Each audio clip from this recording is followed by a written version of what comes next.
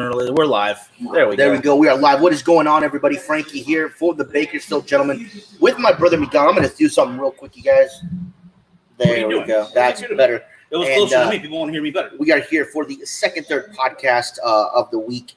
And we have a special guest on tonight. For those of you that saw the post on Instagram, Twitter, or Facebook, we're going to bring him on in just a minute. Don't know if anybody guessed who it was going to be. But we're going to talk about the retailers' events that are coming up, you know, the PCA, TP next year, that kind of stuff. And we want to get his input on what he think is going to happen with these events. You know, are they going to continue the way it's planned? Are they going to postpone them? Are they going to cancel them for this year and just make them a bigger one next year?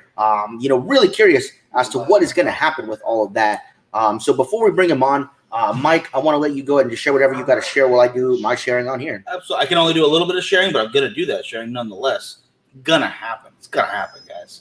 And thank you so much for those tuning in on Facebook and on YouTube. We are simulcasting to both those at the same time. If there is another website you guys want to see this live on, please let us know. Mitch, how you doing, brother? We got Mitch. We got Sam saying hi, Frankie and Miguel. How we doing? Trying to decide to smoke the Buffalo 10 or Torino Noventia. Is that how you pronounce it? Noventia? The Buffalo 10 is really, really nice. I've had quite a few of those. I've actually got to sit down and smoke them with the people that run that company. And those are fantastic smokes, in my opinion. 100%. And you know what? I have not tried that Torano, so I think I'm going to have to try that. Yeah. I think that's going to have to be a stick in my future. But whenever you're ready, brother, I am ready. Just a couple seconds here. Okay. Finishing up the sharing. Little tear right there. But if anybody wants to guess who they think might be the guest for today, you know, please guess.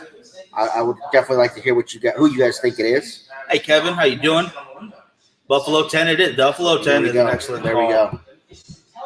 Kevin, how you doing? Sam, I don't even know how I didn't realize that was you on there and there. I appreciate you checking out on both. That is awesome. So you just let me know, brother. All right, I am ready. Here we go, you guys. We're going to bring in our special guest now. And let's see. Don't worry.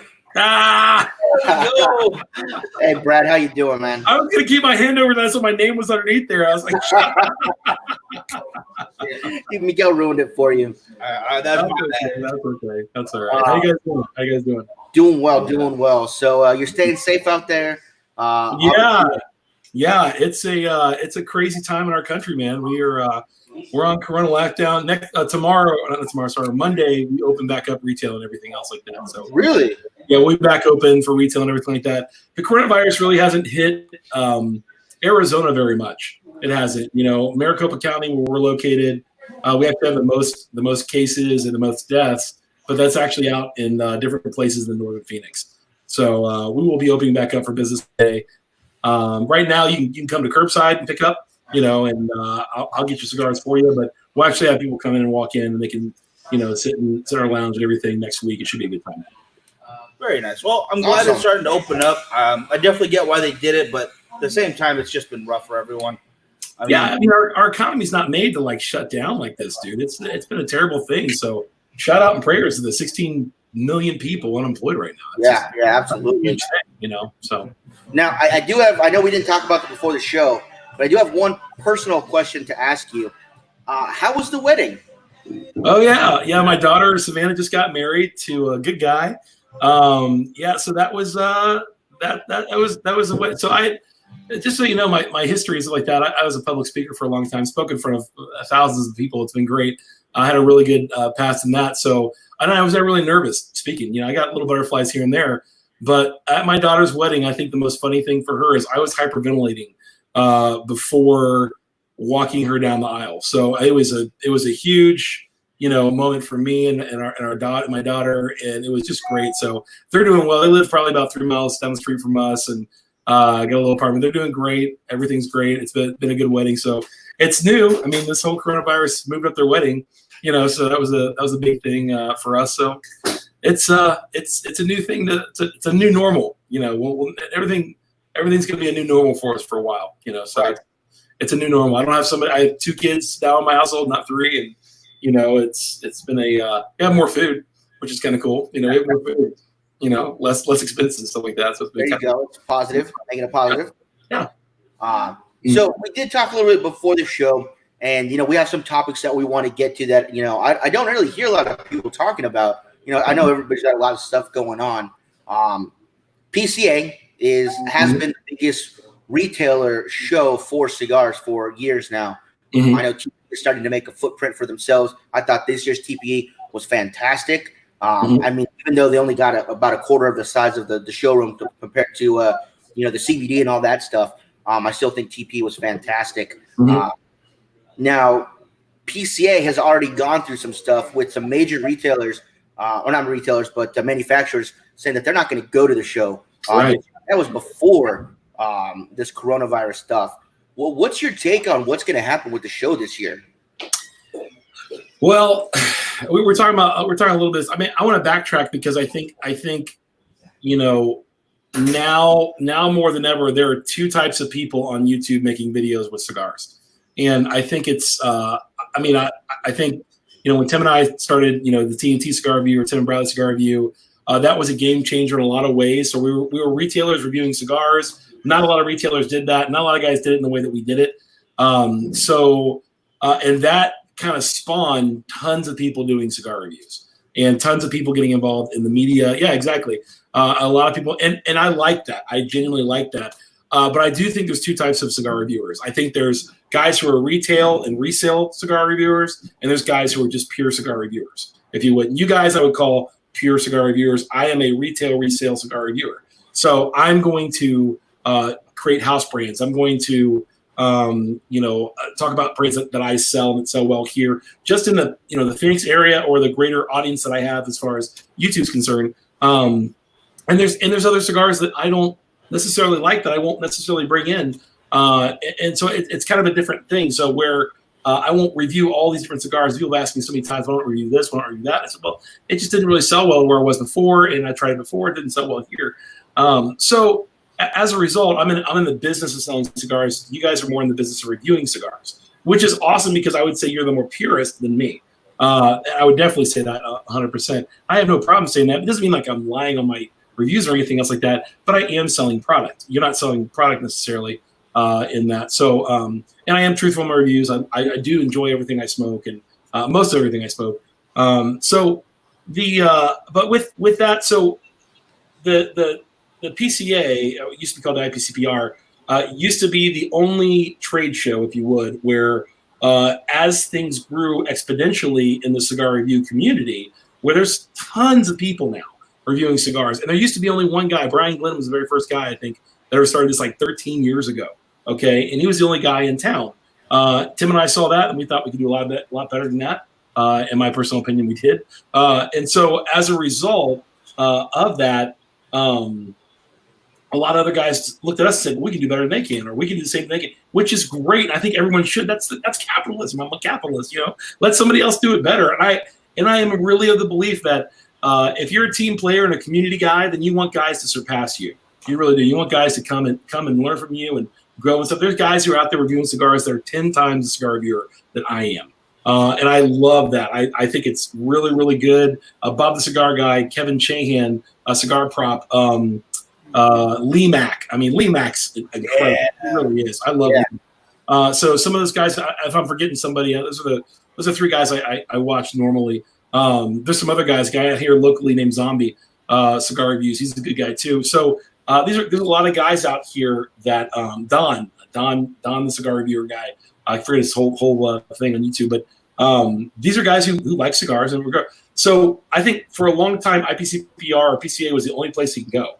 Okay, and what you needed to do is kind of separate that, because when you're a retailer and a reseller, you're going to a show not to create media and create content. You're going there maybe to do that, but also to get your sales for that year or for that day. And that's one of the biggest discounts for us in the retail is to go there.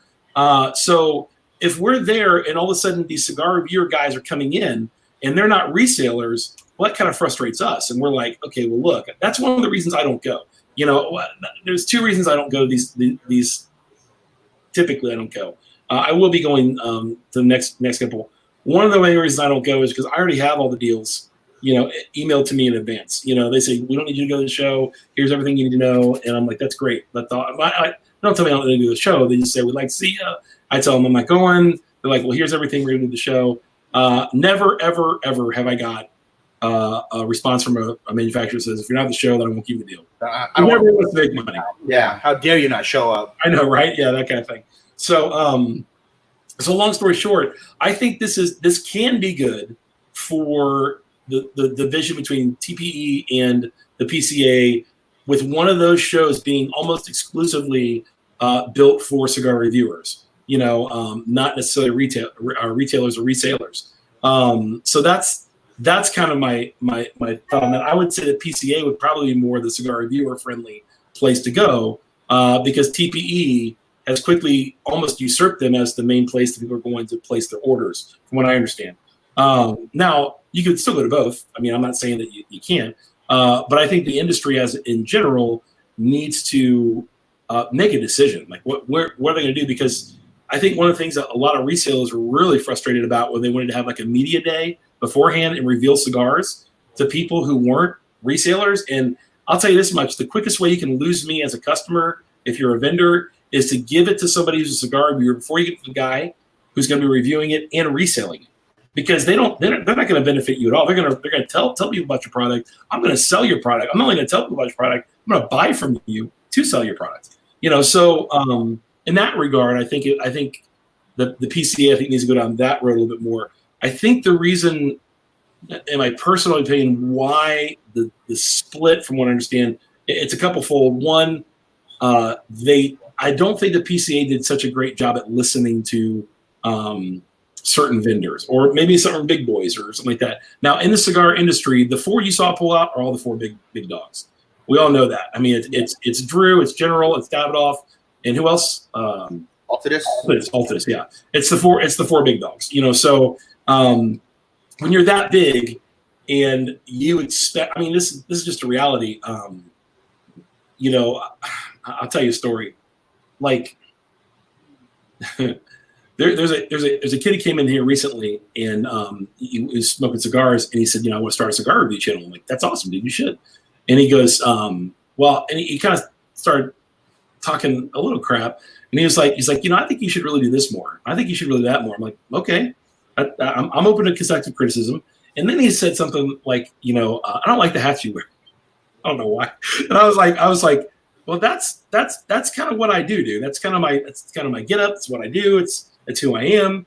And well, you can really tell the real cigar reviewers are the ones that wear that white G-Shock, Right. That's right. You get G-Shock action going on. That's right. You get G-Shock action going on.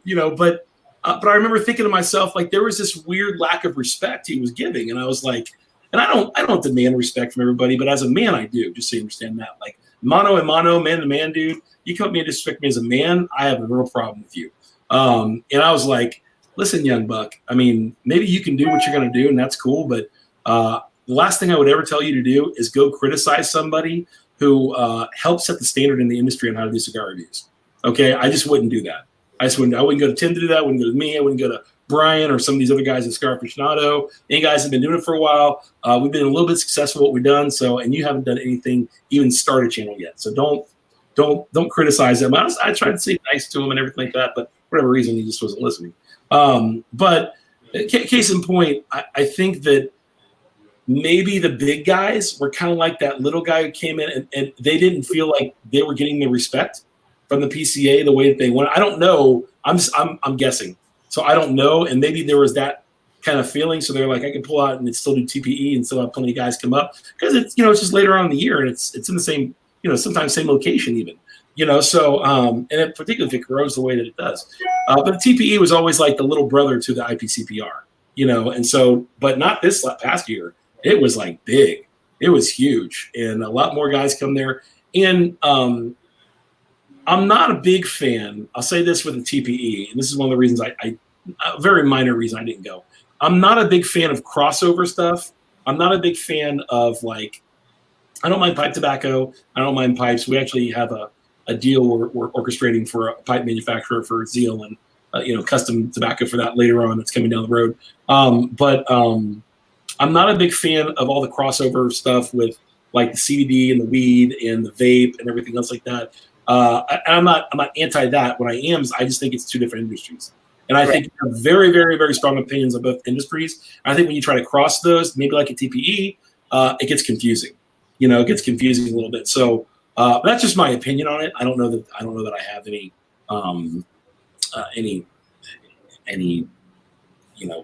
wisdom on that. I just think it can be confusing crossover wise. And some guys can be angry on both sides of it. So, but I do think that the coronavirus will put a damper on things. I think we have to find a new normal, and I hate that, to be honest with you. I think the cigar industry is a very family-oriented industry. We all know each other. We all love each other typically. And even if we're big brothers and little brothers and we fight a lot and stuff like that, it's like somebody else jumps in. I'm like, whoa, who are you? This is my brother, dude. Shut up. That kind of thing. That remains to be seen what it's going to be like. What the whole industry is going to come to, as far as is California going to be opened up by the time, and in July are they going to be taking extra precautions where everyone's wearing gloves and masks, and how you do that and smoke? A little hard, yeah. So I don't know what's going to happen as a result of that. And by the time TPE rolls around next year, I think it should all be normal. So I can imagine the TPE just grows exponentially, because there's lots of guys who go to both. Don't forget that. There's lots of guys who go to both. And a very few select to go to just PCA or just TPE, but a lot of guys go to both. That are smaller, more family-run things versus the big four giants. That typically would just be at TPE, I believe. So am I right in that? They're at TPE? Mm-hmm. Yep. Yeah, the four giants are at TPE now. That's where they kind of made this big sale. But that's where I think TPE, kind of lost the, if you're a manufacturer, I can understand if I was a manufacturer, and I'm a big dog, and you're given, you're not listening to me enough, or maybe I'm just assuming that's what's happening. Not listening enough. I mean, I can take my ball and go home. You're big enough to do that. You can. It's probably not going to impact most of your sales. And keep in mind the PCA or the IPCPR, now called the PCA. The attendance has dropped dramatically in the last 5 years. I mean, the first time that I went, it was okay, but I came from a corporate background and an automotive background into this as well, where our trade shows were 10 times the size of that. Okay, and so when I came there, they're like, "This is the biggest thing." I was like, "This is."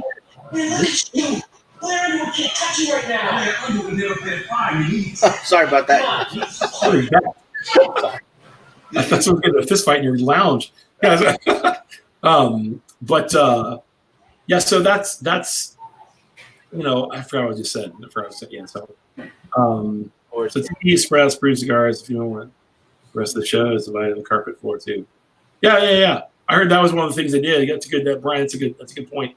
I heard it's one of the things they did is they kind of separated it a little bit more, carpets and stuff like that. And the last time I went, it wasn't nearly as separated.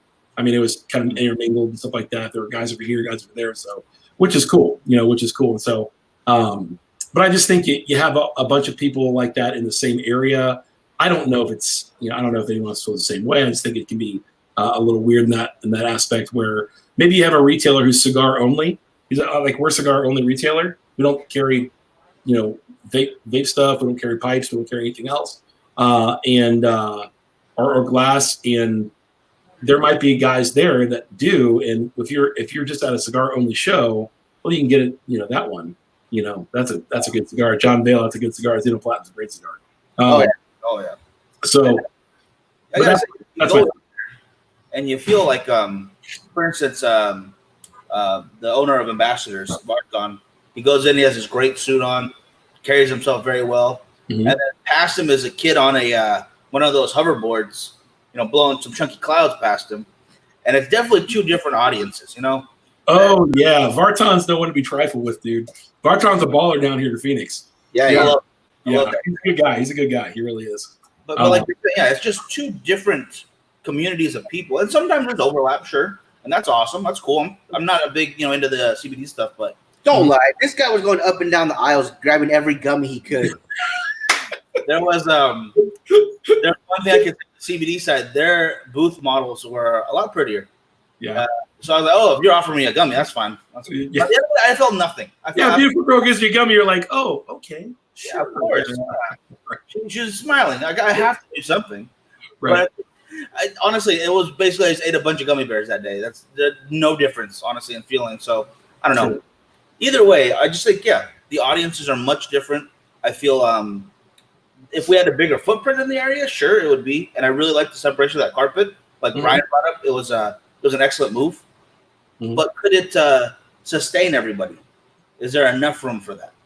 Yeah, it was really, really condensed the way they had it set up. Most of the manufacturers there had a simple table with a little shelf next to them, and then they all shared it was a 3 on one side, 3 on another, and 2 on the ends. So there's about 8 of them, or 1 on each end. So there's 8 of them, and they shared one small carpet area with a couple of tables and chairs.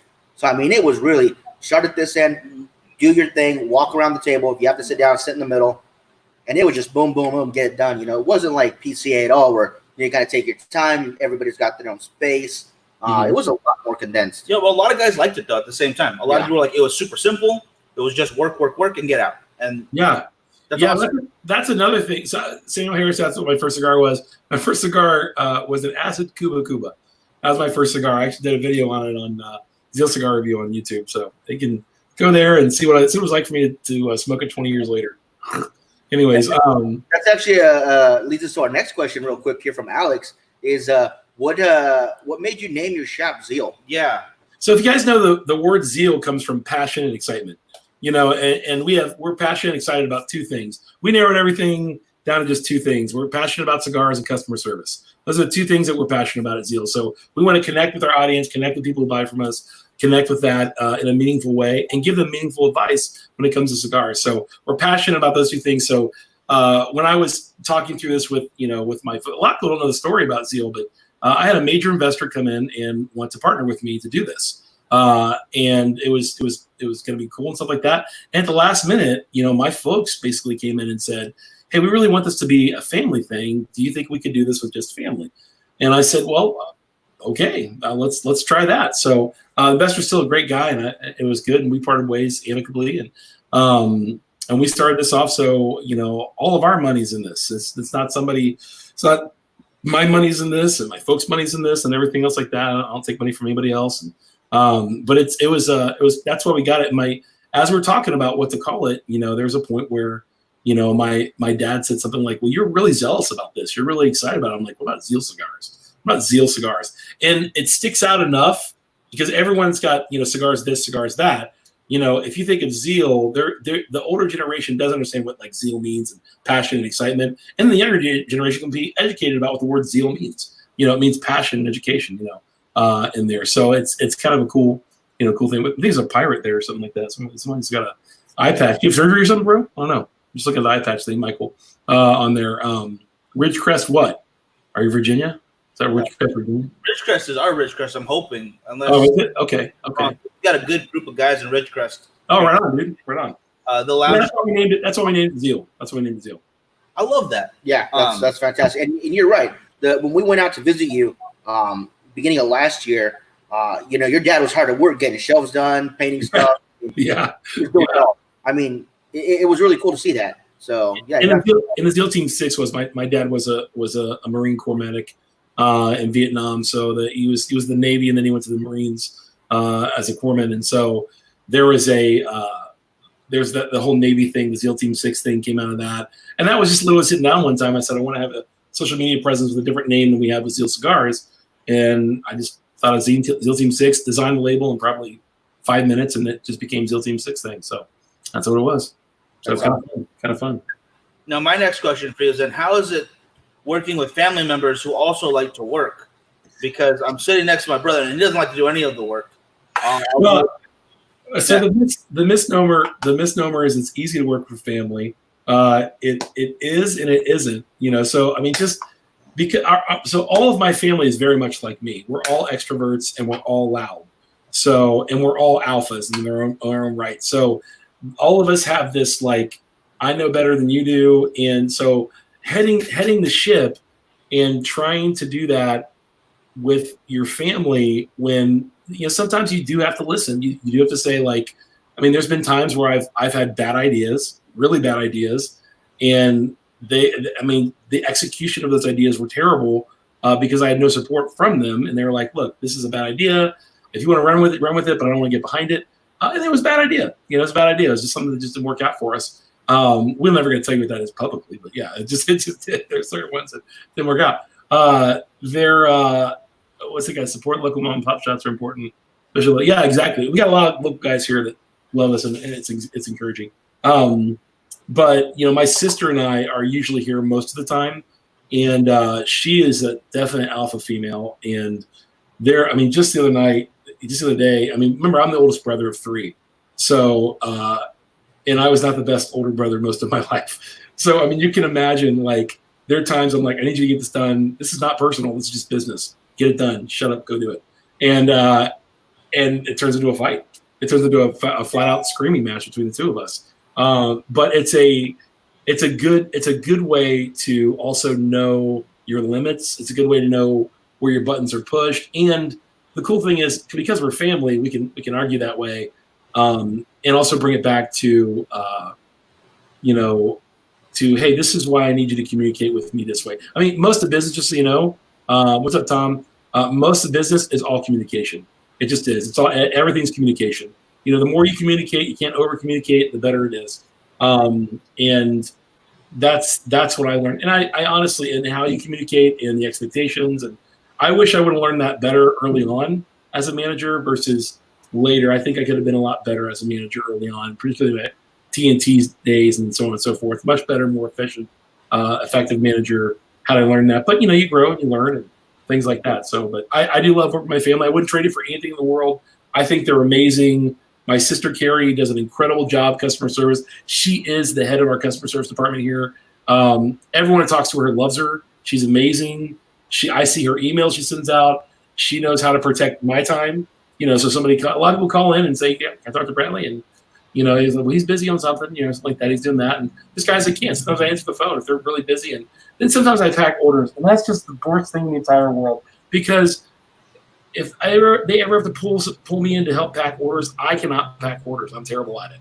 So I just, and usually people's cigars are missing, or I overfill it, or I don't know what's going on. And it's terrible. It's terrible. So I feel terrible about that. So this guy's called, I'm like, hey, I got like 4 cigars missing from my order. I'm like, and we backtrack and recognize, oh, that was me who filled that. So I hook him up later on, that kind of thing. So Matt Hashimoto, I like Matt. Matt's a great guy. But is the only guy to Brad for like 2. Yeah. Matt's a good guy. That's a really good guy.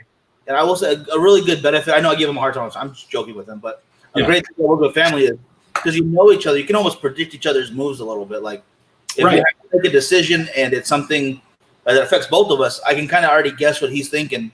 So I know, like, okay, we can move forward with this. I can say a good, definite yes. Mm-hmm. Or sometimes I know, oh, you know what?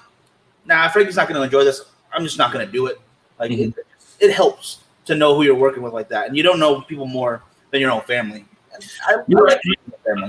I think that every relationship, regardless of what it is, whether you're going to get married, whether you're going to have a best friend or something like that, takes 3 ingredients, and that's time, trust, and truth.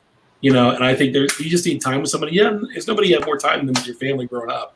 But so my sister and I had never really worked together, and I've never worked with my parents before, but I do have a lot of time and a lot of trust with them, just by nature of the family thing. The truth is the hard part, because they're going to tell you things that you need to hear that you don't want to hear, and they're going to tell you, and they'll tell you faster than most people will. They'll tell you, hey, just so you know, when you say this is how it comes off.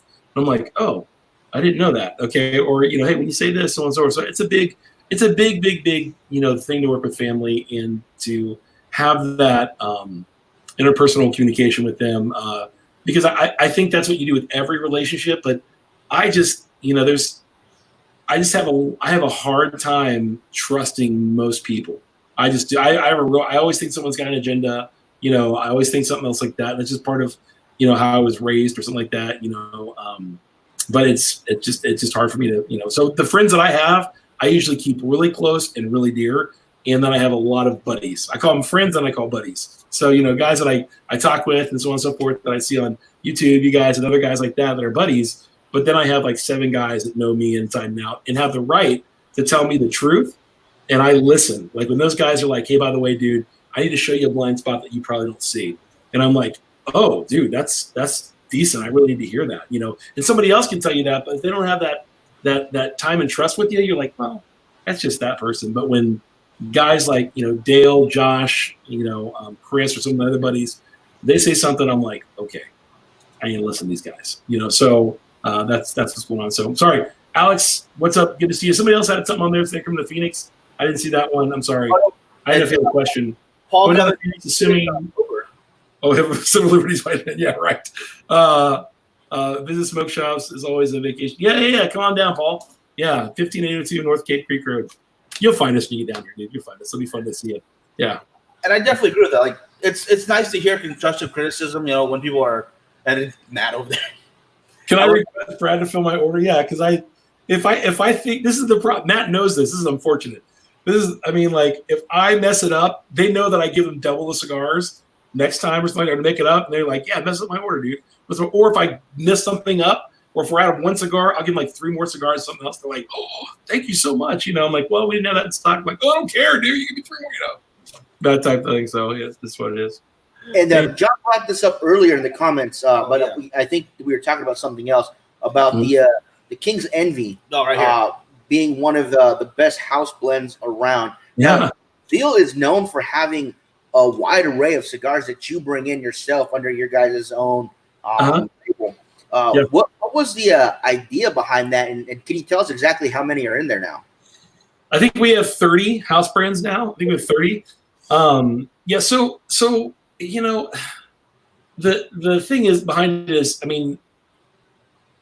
I think most people want to smoke a really good. So first, let me say we're blue collar, man. We just are. We like that Midwest blue collar Ohio boy grind type feel behind everything that we do. Everything's painted blue here because of the Navy, because of the blue collar attitude. That's our thing. We want to work hard. We want to play hard. Not drink as hard, I think, so we want to, although we do drink hard liquor, and I like bourbon a lot. So if you guys ever, I will tell you this though, I don't know who this is. I don't know if it's a group. People are sending me stuff like crazy, like buying stuff off Amazon and just sitting. I got a Nescafe, like coffee maker because I like coffee. And then someone anonymously was like, thank you so much for reviews. And then somebody sent me like just a bunch of stuff for free. I'm like, I want to say thank you, but I don't know who does it. I don't know. They're just random stuff. I get them. And then somebody sent me a knife. I know that was, I thanked him. But it's some cool stuff that it's really crazy. So anyways, but how we decided to do that, I think most people, the misnomer is that blue collar guys won't spend money for cigars. And that's not true. I think they will. They just want a great value. And so my goal overall when I came in the industry was to create great value in cigars. So if you can find a $5 to $7 cigar that tastes just as good as or better than a $10 to $12 cigar, you're going to go with that because it's a better value, even if it doesn't have a logo on it or a label on it. So I'm not saying we won't ever do bands or something like that. We got that in mix sometime down the road. But yeah, we just, we were talking beforehand. We just have a brand new release coming out later on today. I'll create the video and everything like that, and it's going to be called The Dark Prince. So the Dark King has died. His dad has died, and that was because the manufacturer said, I have a better cigar I want you to try, and so on and so forth. And he swore that I would like it. I smoked it this morning, and I absolutely loved it. It was unbelievable. It was a great hybrid Maduro with some Nicaraguan filler, Nicaraguan binder, and it is like, I have it right here. The logo looks good. I'll release that later on. I sent you guys a logo. You can don't show people, but you can speak to it. Was it okay? So I get. I love it. I don't want to give anything away. Yeah. Check it out, and you're like, yeah, this is some cool stuff. I'm just gonna say, I think great minds think alike, because when I saw the logo, reminded me of something that I don't want to give away just yet either. I loved it instantly. Yours was dope. Yours was dope, man. Yours is like, I want to tell them everything about you. I'm not gonna do that, but I'd say it was really dope, man. It's really cool. So, so the house brands are honestly where a lot of people want to do a lot of work with us, and a lot of manufacturers like the fact that we sell quickly through that kind of stuff, way quicker. So for every one cigar that we sold, it's a main brand, we probably sell about 25 to 30 house brands. Wow. Cigars. So that's how fast the house brands go for us. And they're unique. To keep the prices down, because you guys don't forgo the labels and the boxes, right? Right. We can keep the prices down. You're not buying one label at a time.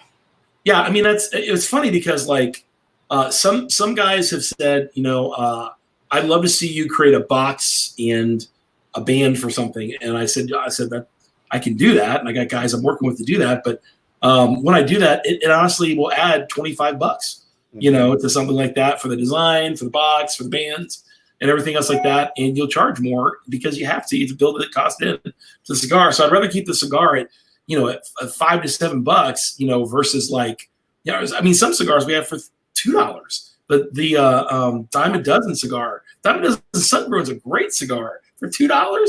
And we got guys that come in here and they're just like, I want a $2 cigar. I'm like, this is a $2 cigar. So I've always wanted to get a $1 cigar.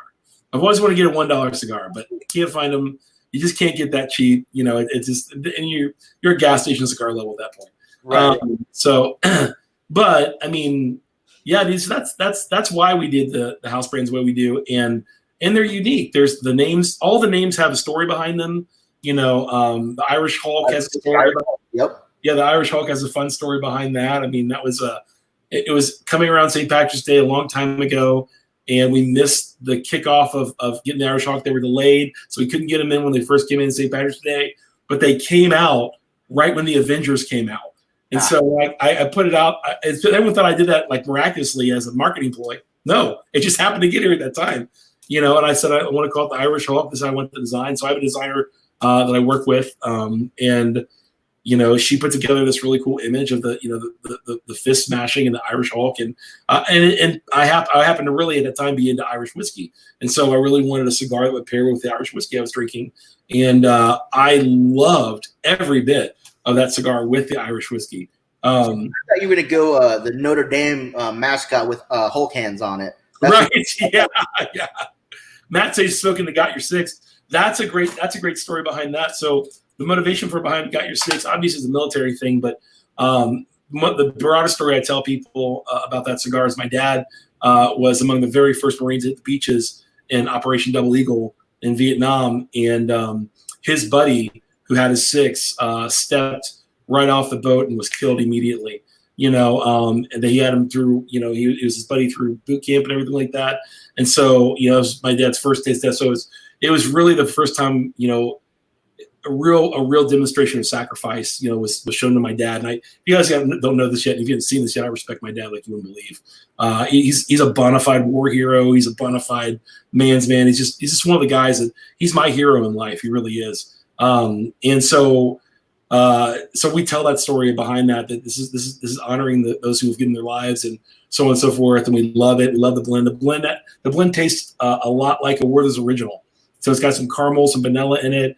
And everyone who smokes things is going to be really, really complex. It's really just caramely and vanilla, and it's got a little twinge of criollo in there as well, which is kind of fun. So, but it's a really good stick as well. So, but that's why we brought up all of these. So, and everyone has like the half cocked is after my first fight. I got a fist fight and I won, when I was a kid, and my dad told me not to go around looking all half cocked, so that's why we called it half cocked. There's some other stories that I don't tell the whole story behind some of them because I think some people would feel embarrassed. I don't want to embarrass people. But there's some personal stories behind some of the brands that you'll hear later on, just not now. Yeah, all of them. I mean, M60, the 556 Maduro, the 556 Connecticut. I'm a big AR fan, so I modify my AR all the time. The 556 Connecticut is a great one. The 556 Maduro is even better. So the long shot's good. The M60 is good. Marley, my dog, is the Underdog cigar is named after my dog Marley. So it's a crazy repertoire that we got of all these things. The King's Envy and the King's Comeback are biblically based things. You guys know I used to be a pastor, so very much like Nick Malia did the Tabernacle and things like that. That's our Tabernacle-esque, cigar, if you would. So we got some new ones coming out that will be here. Gosh, I hope it's next week. We have a 300 Blackout, part of our Bullet series, a 300 Blackout. We have a 762 and a 223 coming out. So and people have already tasted them. So they were the pre-release of that was in the Feel Good pack. So you got the Habano, the Connecticut, the Habano, and the Maduro. The Maduro is the 300 Blackout. And they're great cigars. They're really good cigars. They'll be priced somewhere between $3 and $4. And what sizes can people find these in? Various ones. So some cigars are named for the size, and some cigars have multiple sizes. Usually we carry Robusto, Toro, and almost everything. Sometimes just Churchill at 5.56 Maduros, just a Churchill. And sometimes there's a Gordo and a Torpedo thrown in there as well. So very few Churchills, lots of Robustos and Toros though. So it tastes like chocolate donut. Oh, what was that cigar? It was the Yeti. That was the Yeti Maduro. Yeti Maduro is a chocolate donut. And I put a sampler up there finally. People were just mad at me. They were like, you have these in like 5-packs. What if I want to try them both? I'm like, all right, fine. So I finally put it up. It's like $27.95 or something like that. It's crazy. Our house brands just kill it for us, man. And some of the house brands are made by other people, major manufacturers that we just put our brand on, And so I don't blend anything. The misnomer, and I really want to put this forward for people to understand. A lot of guys send me a ton of different cigars to smoke and ask me what I like, and they make the house blend for me, or they already have it part of their repertoire. I don't blend anything, and I think it's a great misleading thing that I know some of these people do when they create house blends, that they say they blend them, and they don't. And I know some people mislead people. I don't blend mine. I have other guys blend it. I smoke them. I like the blend, and then I get them in. Now, could we possibly see, because it's going to be a few years down the road, a cigar that you blended as of maybe a 5-year anniversary Zeal cigar? Yeah, there's I'm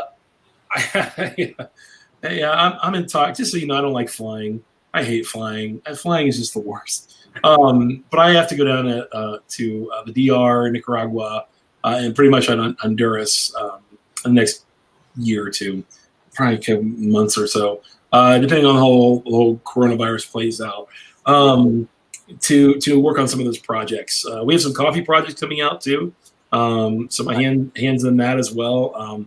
A bourbon. What's that? I need that. I love coffee. Any coffee all coffee in my life. All right. So I have a bourbon barrel aged coffee coming out with a major manufacturer. I can't wait to get that. We still have to finalize the deal on that. But it'll probably be called Bourbon Barrel Coffee Collective, BBCC. And so still designing all the stuff behind that. There's a lot of good stuff happening. We always get, so when someone has a cigar and sometimes, so the misnomer is that, our cigars are cheap because they're half fillers or they're short filled. We only have 3 cigars that are that way. We only have 3 out of our whole repertoire. So the EDC is a half and half. We have the Diamond Dozen, the original Diamond Dozen, not the Sun Grown. The original Diamond Dozen is a chop filler, and then there's the Vigilantes, I think, by Esteban Carrera, which are a really good cigar, but like more of a short filler cigar or half and half Cuban sandwich. I think that's a big misnomer too, because there's a lot of great short filler cigars. Oh yeah. Long fill, you do have a better ash, and you do have typically a more consistent taste on it. But it's, our EDC cigars can't keep them in stock, dude. We can't keep them in stock. These days fly like crazy, and those are Ashton's Fumas. So it's not something that I try to hide. I don't take their stuff off it. I love it. We should rename it for our shop, because these are everyday. I smoke them like this is an everyday cigar for me. And Ashton was like, well, name whatever you want. I'm like, come on, name it this. What do you think? They're like, yeah, sounds great. So it was great. So there's a couple guys that we do stuff like that with. But I don't blend our cigars. I don't go to, Honduras and smell tobacco and stuff like that. Soil in your hands and all that, yeah. Yeah, I don't have time for that, man. One, I hate planes, and 2, I love being a dad and a husband. So when I'm done here, man, I clock out and go home, and I'm usually when my wife and kids are in bed, then I'll do like a live out in the back porch and like that. So I was born to be a dad and a husband, man. I love it. It's my favorite thing to do in the world, and I absolutely second to cigars. I'm first above cigars. I'm a husband and a father. So I want to be with my family, and we're getting a lot of time at home now. Yeah. So I didn't know how much I liked it. It's crazy, dude. So 2 teenagers at home will test your boundaries of vocal cords. That's probably why I'm choking. My parents they're starting to run into that again.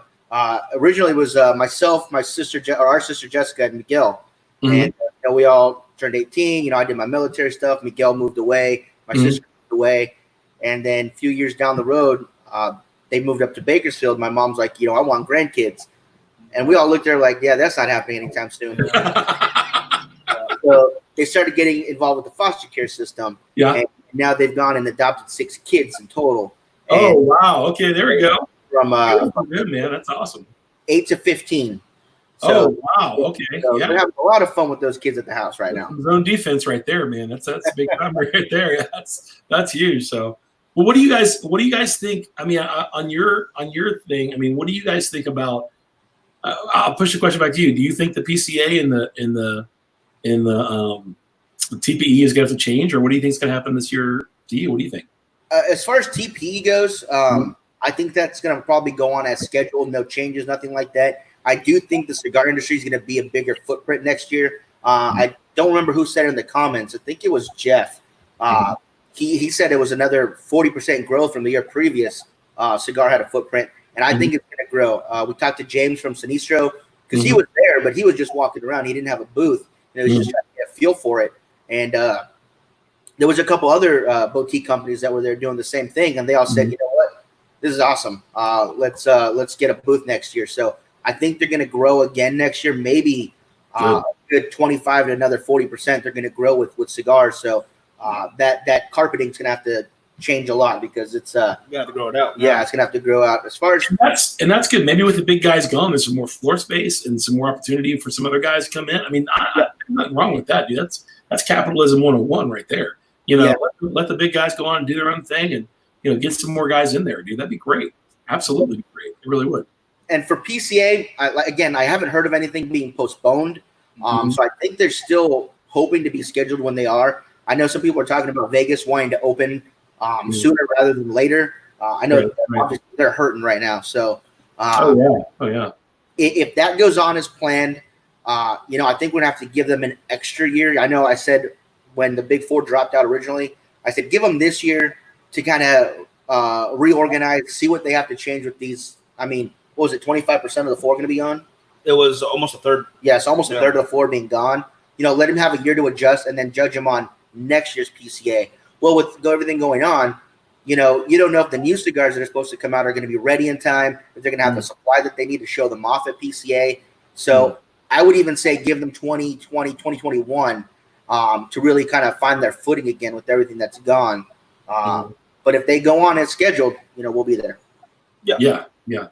That's awesome, dude. I think it could be a really good, a really good time for more guys to get involved there and so on and so forth. If our industry's growing, I mean, we need to. I mean, it's been too many years of all like what's going to happen. Jeez, let's just move on. I mean, let's go ahead and live like. I mean, it's the thing that I think the coronavirus has taught. Maybe my family and everybody live like there's no tomorrow right now. I mean, enjoy it, right? Enjoy life where you're at now. Don't be so worried about the future because you don't know what the future holds. That type of stuff. So just enjoy everything else like that. Take the necessary precautions. Don't be dumb and foolish. But I am about done with this lockdown, though, dude. I'm done with this. I mean, I was done last week, and then this week, I'm going a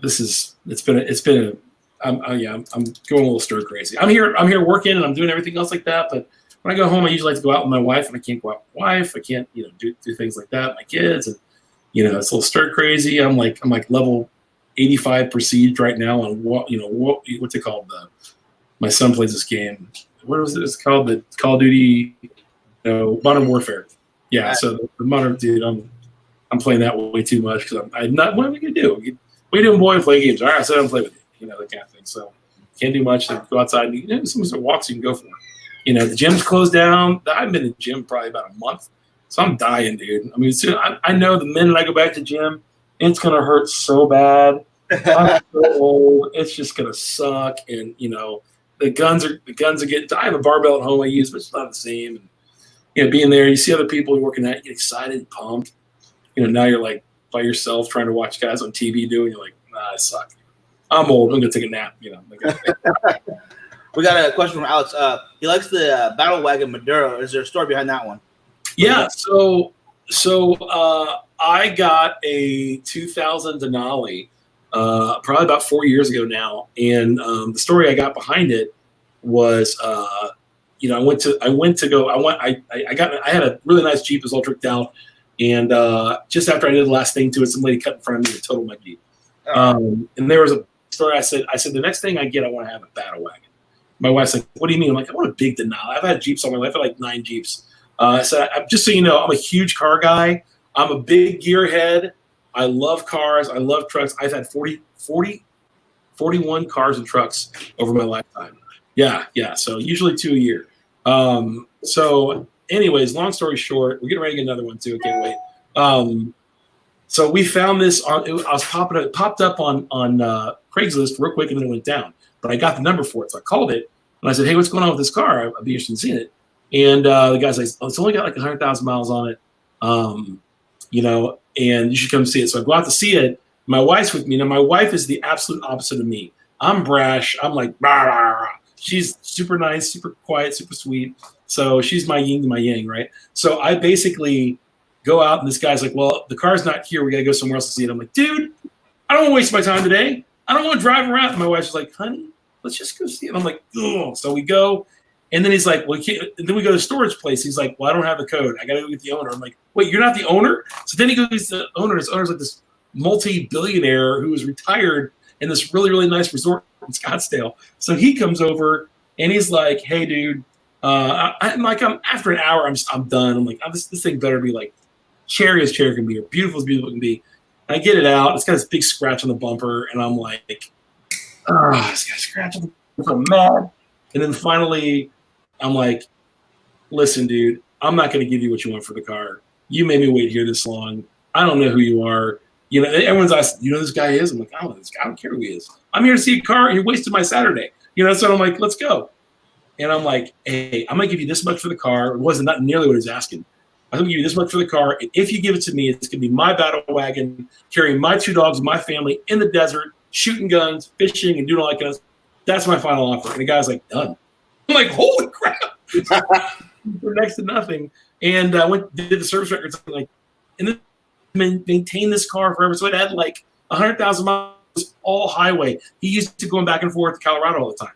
So, if you know anything about a highway, it's great. It means it's basically a 10th of the engines used. So I was a service manager for GMC a long time ago. So I know everything about the car. I love it, but it's my battle wagon. So I had come out with all these names and everything like that. I was struggling for a new name. I got these new cigars in. I wanted to make sure they were good. And somebody said, we go off-road in it all the time. It goes everywhere off-road. It's an amazing off-road package. I pulled several guys out of mud, sand. I got these big hooks in the front of it. It's beautiful. And it's that one. It's a 2000 Denali. So it's the one that's like what's that one, Clear and Present Danger with Harrison Ford back in the day, like that old movie. I love that Denali. It's the one thing I wanted. It's all blacked out and murdered out. I just love it. And so when we got it, I was like, I love this thing. And finally, somebody was telling me, my son, I think he's like, "Let's take the battle wagon out." I'm like, "Battle wagon? What if I did this?" And so I called a designer and said, "Would you make me a logo for that?" So that cigar is in honor of the battle wagon that we have and everything like that. I love my truck. I take it everywhere. I try to go everywhere. It sucks gas like a mug. But it's just fun. I enjoy it. It probably would end up dying out in California because somebody would kill me for driving something like that out there. But I mean, it's a great truck. That's why we named the battle wagon what it is. It's the battle wagon after the car or after the truck. And I slept back in the back of it with my kids camping and stuff like that. My dogs go. I take it fishing, take it everywhere. I mean, if you look on like just my pictures through Facebook or anything else, I'm in that truck half the time going everywhere. So I only live 2 miles from the store, so I don't drive it a lot. I drive it down here and I drive it back home, and sometimes I just get in and just start driving. But I do miss a motorcycle. And when I get another motorcycle, we'll be a cigar named in honor of the old motorcycle that comes out. So that'll be fun too. Now Samuel has a question for you here. You talked about your battle wagon, but is that your favorite car that you've had? 68 Mustang Fastback. 68 Mustang Fastback. So my goal is to grab one of those, rolling frame, and restore it with my son and my grandchildren. So I won't do that probably till I'm probably 50-ish, something like there, 5 years or so. But I'll get the rolling frame, throw a crate engine in it, and do everything else like that. I want to match all the. So a 68 Mustang Fastback's my jam. A friend of mine had one a long time ago when I was a kid, or his dad had one, and it was just souped up, beautiful, everything original. and it was so fun to drive. And I was like, I just want this car. So that's my dream car, 68 Mustang Fastback. So yeah, I'll get that and restore it with my kids. But I don't want a new one. I don't want like one's already done. I want to do all the work with my kids. And Right. my dad and I mean, my son and I work on cars barely. It's just hard to work on cars now, right? But my dad and I mean, we did everything in cars. That's how I learned about cars. My dad, I'd buy from the time I was young. My first car was a 84 Renault Alliance. You guys probably don't even know what that is. We're talking like it was a French car that was here for like the mid 80s. It was a gas saver and all this kind of stuff. It was a piece of crap car. My parents had one. They gave it to me. And then as soon as I possibly could, I bought a Mustang. I bought a Mustang, a 79 Mustang. And a little 4-cylinder. Wasn't anything big and special. But I loved it. And I learned everything. My dad and I like worked on the engine, did everything to it, made it as fast as we possibly could. Then I sold it, and I made a bunch of money from it. And I was like, oh, I can buy cars, work on them, sell them for more than I bought for. Let me try doing that. So there's a time in my life I thought like, if anything ever goes bad, I'm just gonna buy and flip cars because I could do that all day long. I enjoy them, and there's nothing better than like a cigar. You're done, your hands all greasy and oily, and you sit back and just smoke a cigar, and you're like, nah. I don't need to clean my hands. Get some tobacco on. I'm all right. So, but that's my car. That's big of a car. That's a big of a car head I am. But I watch ridiculous amounts of YouTube car reviews. I mean, so stupid amounts of like everybody you can ever imagine. I watch all this stuff. All the big guys, I watch them all. I forget the name of the guy. He's got a YouTube channel for cars, and what he does is he'll go to like junkyards. And he'll find, high-end cars. Like, think about a Lambo that was almost all total, but then he'll restore them. And JRGO. Yeah. Yeah, JRGO. Yeah, he goes and gets, like Bentleys and things like that are all up to see if he can fix them and stuff like that. So, and he gets other ones, too, that are really kind of good. Yeah. Watch JRGO, I think is his name. And Hoovie's Garage. I mean, like, Chris Fix. Scotty Kilmer. If you guys just want to watch one dude who just knows how to wrench, and you should listen to this guy about everything. His name is Scotty Kilmer. Scotty Kilmer, I mean, he's the best guy I've ever seen on.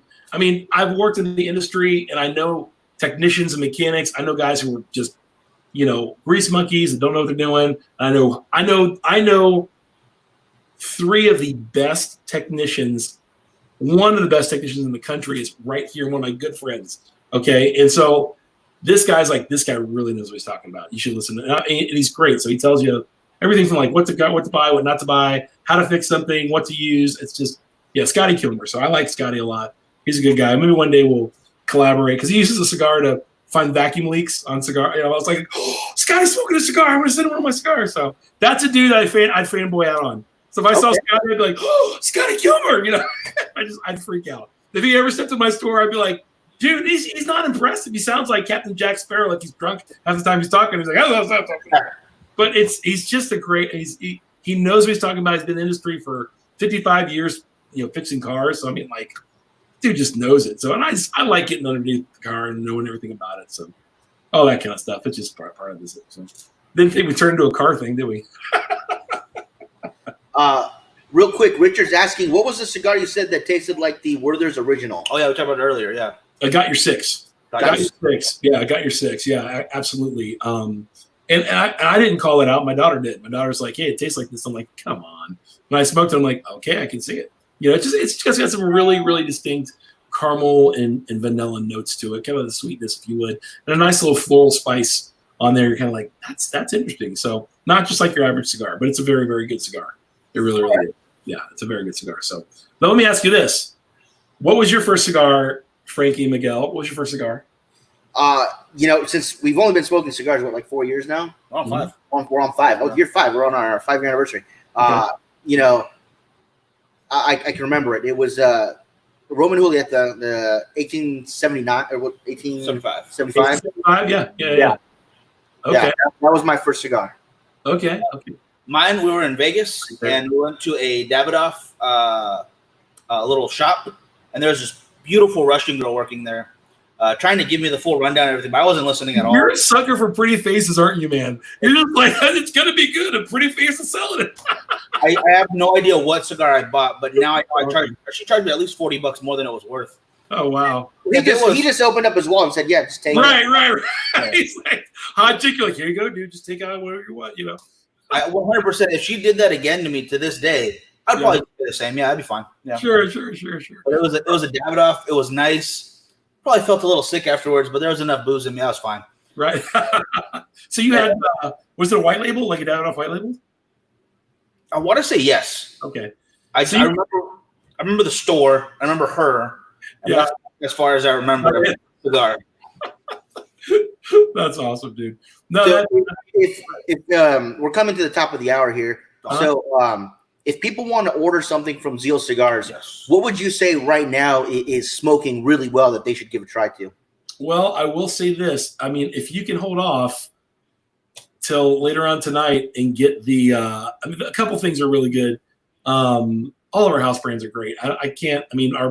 Our 556 Maduro, we have a sampler called My Favorite Maduros, or like best house blend Maduros that I can't believe how fast we sold through them. I just put them back in stock. That's a really good one. What cigar smokes that tastes like blueberries? PDR's Capinatura Natural. That tastes like blueberries to me. Or the 1502 Blue Label tastes like blueberries to me. So, or the Wild Berry South Beach cigar that is blueberry infused. So we have those on our website. But that Maduro one is big. Thank you, man. I appreciate it, Richard. That one's big. If you can hold off for the Dark Prince till tonight, I would. It's so good. I just smoked it. I smoked with you guys. I very rarely do I get a cigar I'm like, this is really better than the other one it replaced. And this replaces our Dark King, and this cigar is unbelievable. It has this little bit logo on it. It has the guy, the face, got a crown on. I don't know if you can see it right there, but that's the Dark Prince. But he usurps his father, the Dark King, and it's really good. So I would hold off for those. But all of our stuff. I said somebody called me today, and they bought a bunch of cigars. We can barely keep up. I don't pack anything. All I do is market and sell. Everyone else does that back there. So we have hundreds of stuff that go out every day. So I don't know what sells. They tell me, hey, this was really good. Do it again. I'm like, okay, I'll do that again too. That type of thing. So, but I don't watch all the trends and everything else like that. I really try to keep. I feel if I watched all the trends, I think that I would not be a purist, and I try to be a purist and give every cigar its own equal share. So some of the most underrated cigars, in my personal opinion, that are ours, M60 and Long Shot are very good cigars. There's so many cigars. The Yeti Tracker is a really, really good cigar. Those are great. You got caramel and vanilla. We got a cigar. I call it the Double Down. It's half Habano, half Maduro. That's a good cigar. The Royal Flush is a good cigar. There's I have to go through them all, guys. I don't know. 30 different ones. So those are the ones that I think are, and the King's Comeback, King's Envy. I try not to smoke those because we haven't had to reorder them again, and we're almost out of stock again. So if I was smoking one, my sister just gives me this death look like that could be somebody else's cigar. How's that feel? Feels good. It smells great, But those are all our brands. Our Fallout, okay. Our Fallout, which was TNT's Old King's Conquest, that shot up like crazy. When everybody found out what it was, everybody went crazy bonkers about it. So that's probably one of my best cigars that I have. The Fallout limited edition pigtails and the regular box press Torpedo, Robusto, and Toro are unbelievable cigars. So real good medium bodied cigars, and they're just great. They really are. So, and not to get off on a tangent, because I want to keep talking about your stuff. Sure. I love watching cigar reviews, old cigar reviews, new cigar reviews. I just like watching them. I like see from both aspects, see what's smoking well. And if I like something from somebody's review, I'm like, Miguel, I want to steal that. One of my favorite reviews that I saw that popped up again on my feed was an old TNT one, Yeah. and you guys decided to have cigars, and for whatever reason, put as much chew in your mouths as you guys could fit. And that to me, I mean, that is not only hilarious, smart, and a lot of fun. It was Tim fun. and I did some silly stuff together that was crazy. You know, that was I got so sick over that.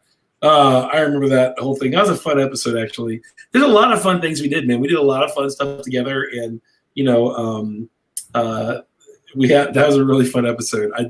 I got sick. I mean, we did that. We did some food stuff. We did. I mean, just great memories, dude. Great memories. It was really fun.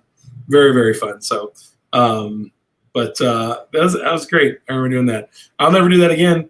That was terrible. The aftermath of that, what we put our bodies through. Oh, the smoking the woody. No way, dude. I'll never smoke that again. That big freaking 8-foot cigar, whatever it was. Oh, jeez. God in heaven. That was so bad. So will we at any time see maybe a COVID-19 sampler pack come out from you? We did. We already put one out, and that was the Feel Good sampler. The Feel Good sampler we had. I mean, it was great. It was like 8 cigars for like $25 or something like that, or 27. I can't remember. That was a really good deal, and that's all the precursor to the 300 Blackout, 223, and the 762. So those are all the precursors to that. So that's what those new cigars will be. So it sold really well. I think we still have some of those in stock. We sold through almost all our back stock of that too. It was just crazy. So it's been, I don't know. I bought the channel, the old TNT channel, a while back, and you know, for people to find us and where we are now, that were older fans, and man, that just literally grew us by like 400%. It was unbelievable. I mean, we were busy beforehand, but that became crazy. Like I never seen anything like it. So we're doing everything we can. I keep getting, you know, little hints on my phone like, hey, we need you back here sooner or later. And I'm like, yeah, I'm coming. Give me a second. But that's been really cool. No, dude, we feel blessed. Everything is great. I can't complain whatsoever. The COVID-19 thing, I think guys are home drinking and smoking more, so they're ordering more. You know, and some of the B&Ms are shut down right now, which is very unfortunate. And hopefully they're opened up next week with us. And I know some guys never did shut down, which I have mixed feelings on. Part of me is like, I get it, dude. I don't want to shut down either. And the other part of me is like, I want this stuff to spread, you know, that kind of thing. So I got mixed reviews on it, but I don't hate on anybody that stayed open during this time. I mean, if we can do everything safe and keep everything, I just know me. I'm not going to wear all the gloves. I'm not going to wear all the masks and everything like that. I get guys in. I'm giving the old, what's up, brother? Give the bear hug. I get sick, you know, that kind of thing. So I'd rather go out with a smile, a cigar, and a bourbon in my hand, you know, versus not making somebody feel welcome. So that's what we're doing. So does that make sense? Yeah, absolutely. Well, we appreciate your time. Thank you guys. Yeah.